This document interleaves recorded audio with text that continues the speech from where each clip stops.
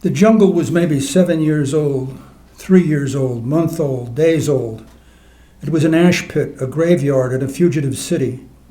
It stood among wild sumac bushes and river foliage, all fallen dead now from the early frost.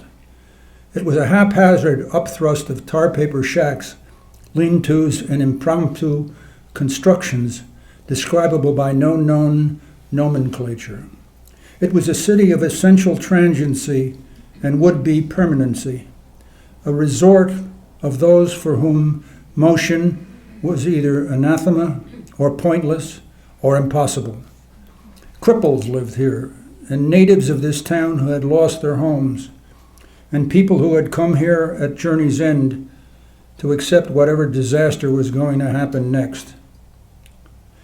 The jungle, a visual manifestation of the malaise of the age and the nation, covered the equivalent of 2 or more square city blocks between the tracks and the river, just east of the old car barns and the empty building that once housed Iron Joe Farrell's saloon, called the Wheelbarrow.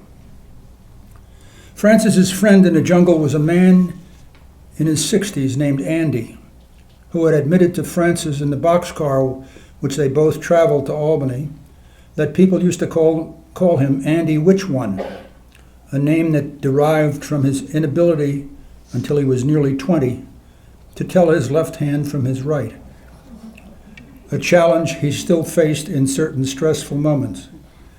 Francis found Andy Which One instantly sympathetic, shared the wealth of cigarettes and food he was carrying, and thought instantly of him again when Annie handed him 2 turkey sandwiches and Peg, wrapped in wax paper, and Peg gave him a hefty slice of plum pudding, all 3 items wrapped in wax paper and intact now in the pockets of his 1916 suit coat.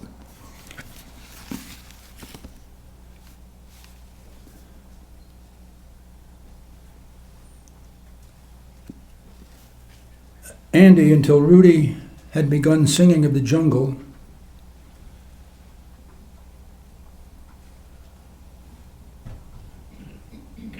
I'll start again on that. Francis thought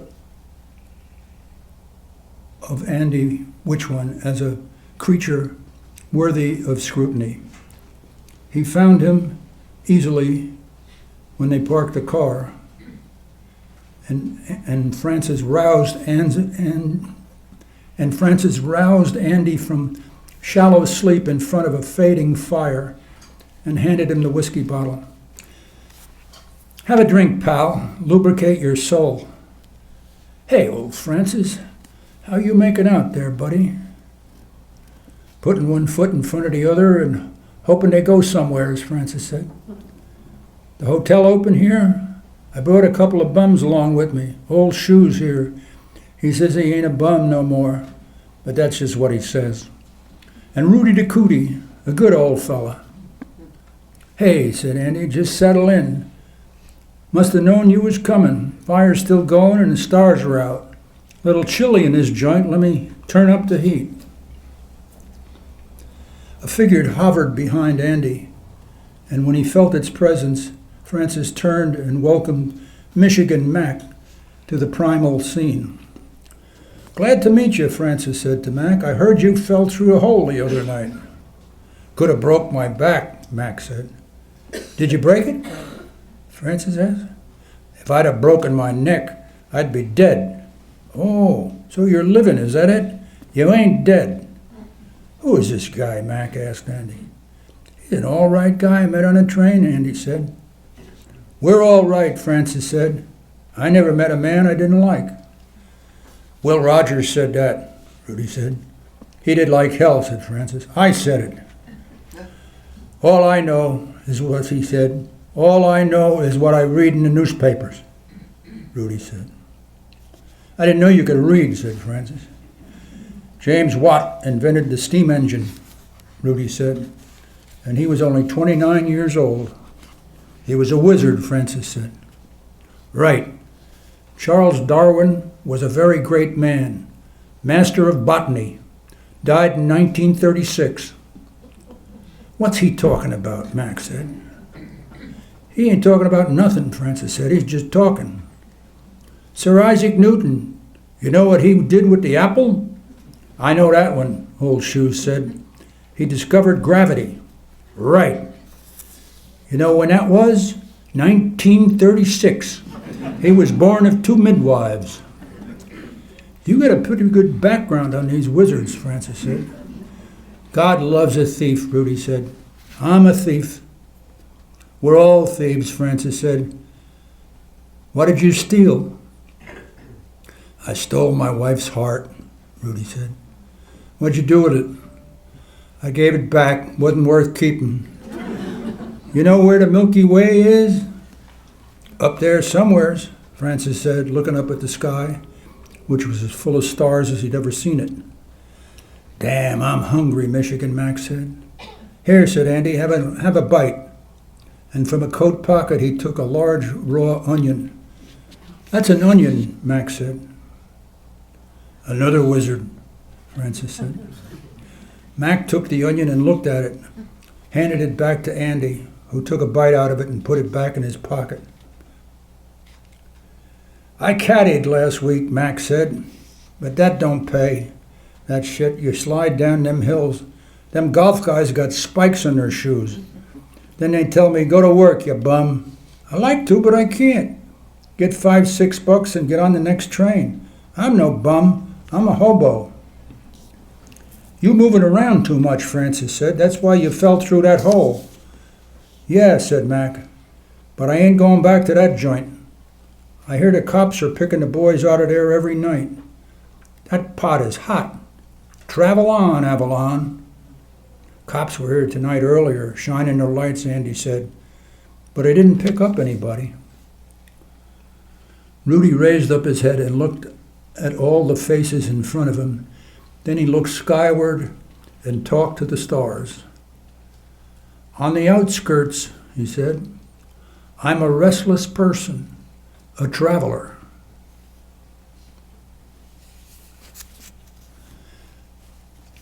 Hey, Mac, Francis said, you really hungry or you just mouthing that for something to say? I'm hungry, Mac said. I ain't ate since noon, going on 13, 14 hours, whatever it is.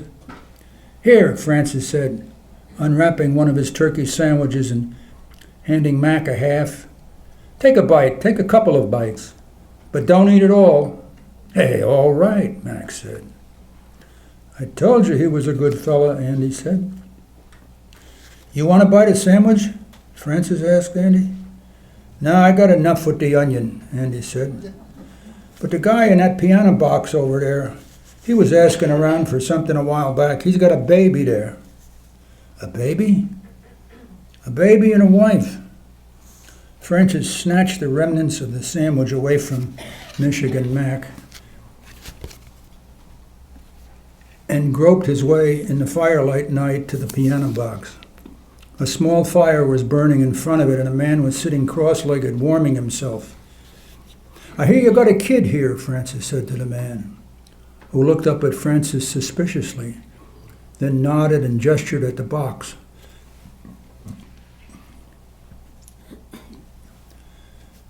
Francis could see the shadow of a woman curled around what looked to be the shadow of a swaddled infant. Got some stuff here I can't use, Francis said, and he handed the man the full sandwich and the remnant of the second one. Sweet stuff, too, he said, and he gave the man the plum pudding.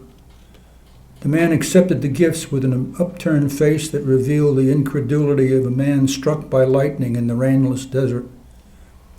And his benefactor was gone before he could even acknowledge the gift. Francis rejoined the circle at Andy's fire, entering into silence.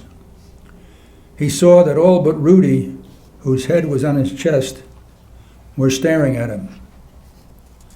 Give him some food, did you? Andy asked. Yeah, nice fella. I ate me a bellyful tonight. How old's that kid? 12 weeks, the guy said.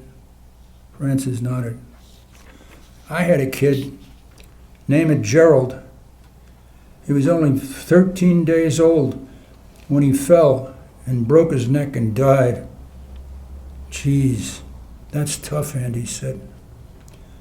You never talked about that, Old Shoe said. No, because it was me that dropped him. Picked him up with the diaper and he slid out of it. God damn, said Old Shoes. I couldn't handle it. That's why I run off and left the family. Then I bumped into one of my other kids last week, and he tells me the wife never told nobody I did that. Guy drops a kid and it dies, and the mother don't tell a damn soul what happened. I can't figure that out. Woman keeps a secret like that for 22 years, protecting a bum like me. You can't figure women, Michigan Mac said. My old lady used to peddle her tail all day long, and then she'd come home and tell me I was the only one that ever touched her.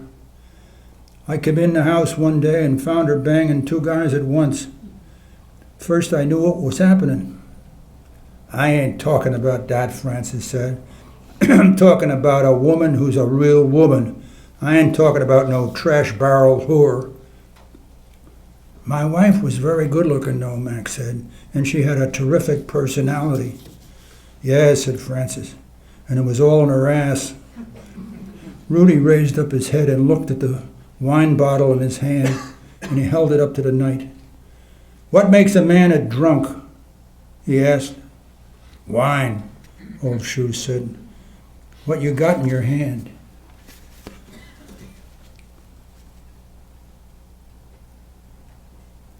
Rudy turned the wine bottle upside down and licked the drops that flowed onto his tongue.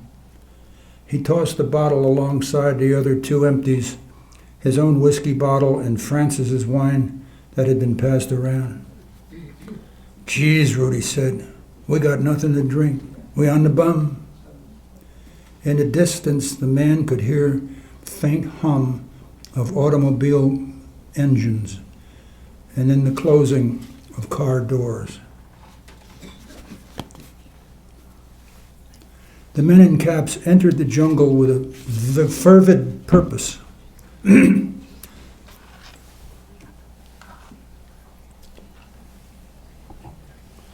Knocking down everything that stood without a word.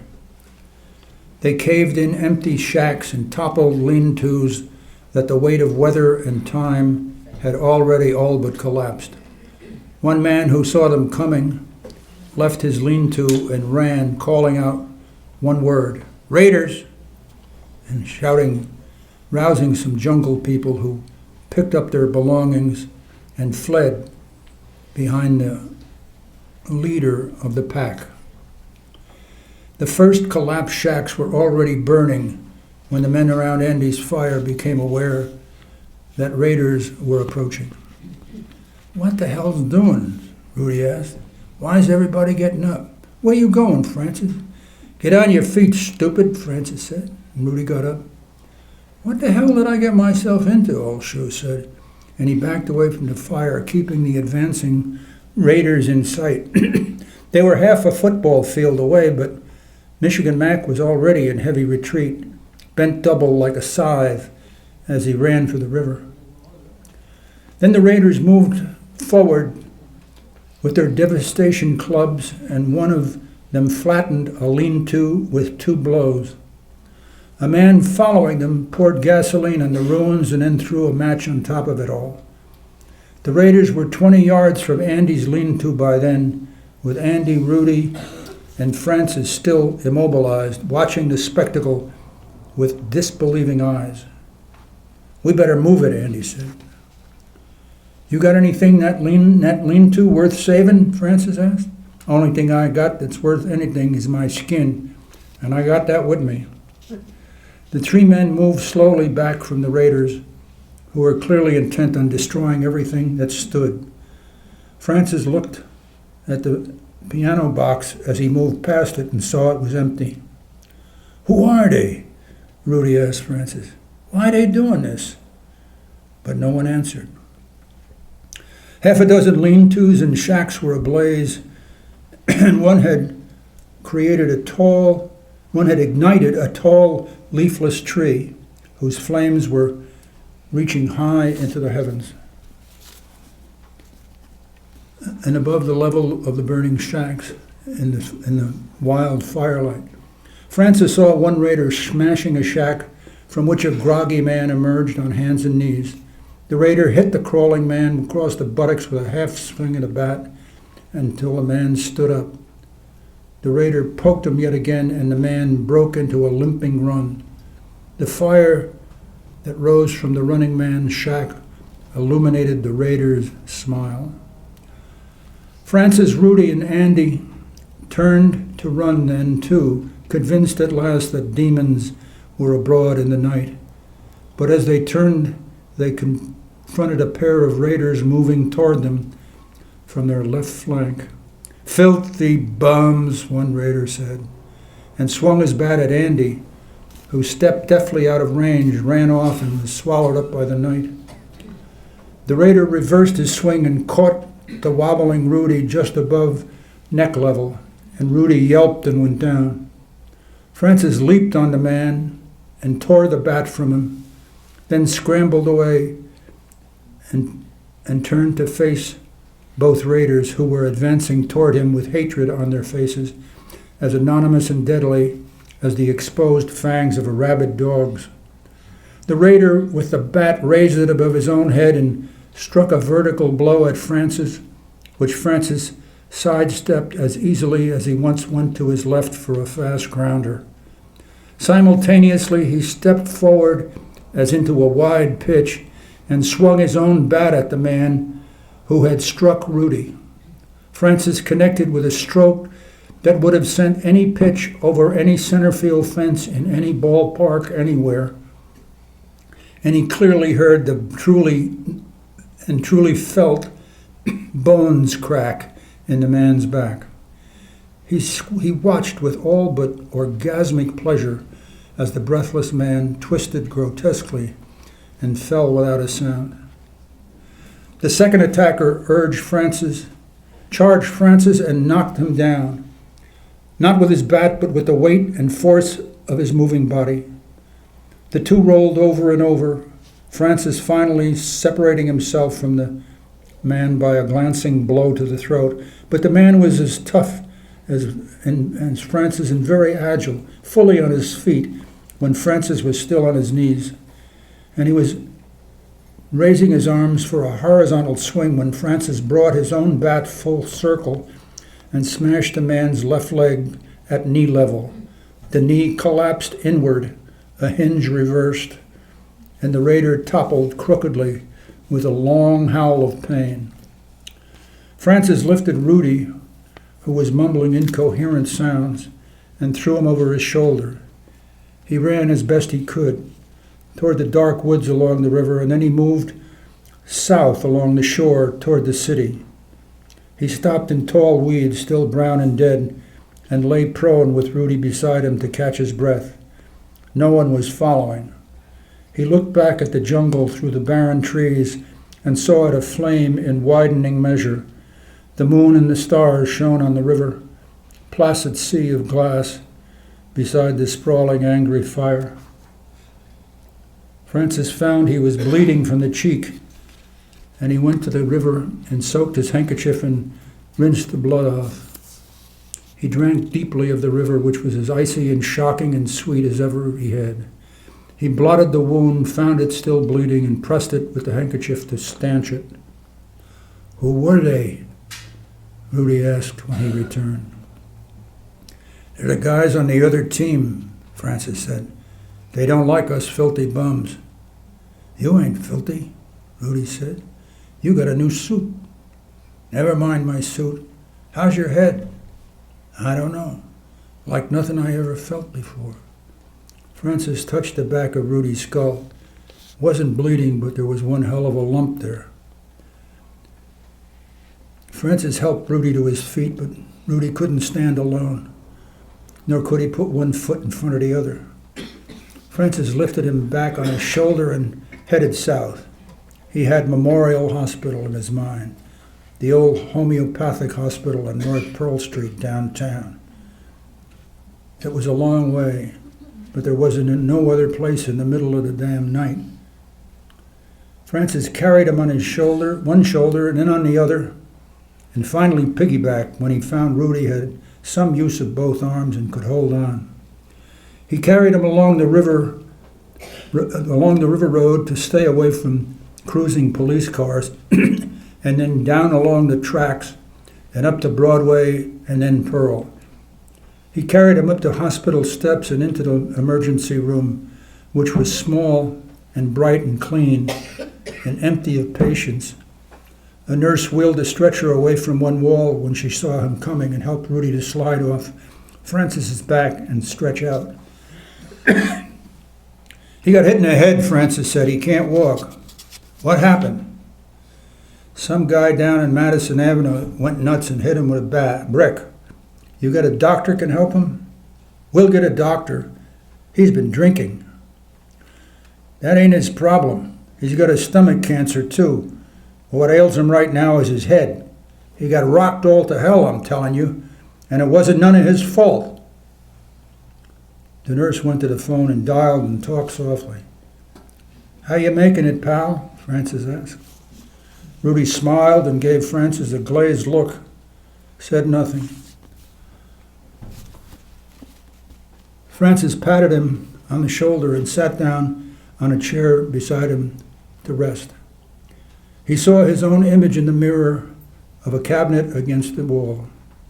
His bow tie was all cockeyed and his shirt coat and coat were spattered with blood where he had dripped before he knew he was cut.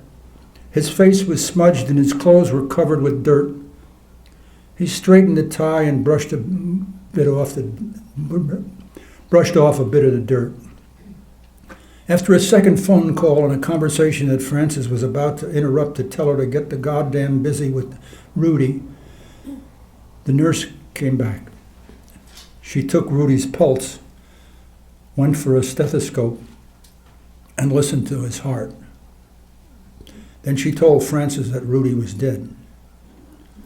Francis stood up and looked at his friend's face and saw the smile still there, where the wind don't blow. What was his name? The nurse asked. She picked up a pencil in a hospital form on a clipboard. Francis could only stare into Rudy's glassy-eyed smile. Isaac Newton of the Apple was born of 2 midwives. Sir, what was his name? The nurse said. Name was Rudy.